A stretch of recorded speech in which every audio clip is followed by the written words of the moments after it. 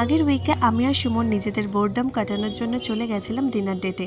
এই ডিনারটা খুবই আনপ্ল্যান ছিল আর ডিসাইডেড ছিল না ডিনারটা কোথায় করব। তাই অফিস থেকে ফেরার সময় সুমন আর আমি বাড়ির কাছাকাছি পাটুলির বিরিয়ানি ইশকে চলে এলাম। এবার তোমাদের আমি লোকেশনটা বলে দিই। বিরিয়ানি ইশক হচ্ছে গড়িয়ার 45 বাস স্ট্যান্ডটা একদম পাশে।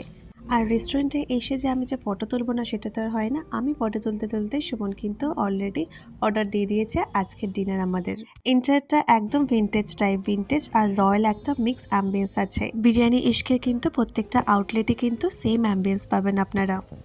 আমরা ছাড়া কিন্তু আর বেশি কেউ ছিল না, তাই জন্য সার্ভিংটা হয়তো তাড়াতাড়ি হয়ে গেছে। ফার্স্টেই চলে এসেছে আমাদের তন্দুরি চিকেন। তন্দুরি চিকেনের পরে চলে এলো একদম থালিতে। আমরা একটা সিলভার বিরিয়ানি থালি অর্ডার করেছিলাম, সেটার দাম ছিল 399। আর এটাতে ছিল দুজনের মতো কোয়ান্টিটি সাফিসিয়েন্ট ছিল হচ্ছে বিরিয়ানি, আর তান্দুরি রুটি ছিল, আর এখানে চিকেন চাপ দিয়েছে, ফিরনি, রায়তা আর স্যালাডের মধ্যে শুধু পেঁয়াজি ছিল। আর আমরা সাইড ডিশ হিসাবে নিয়েছিলাম হচ্ছে চিকেন চাপ।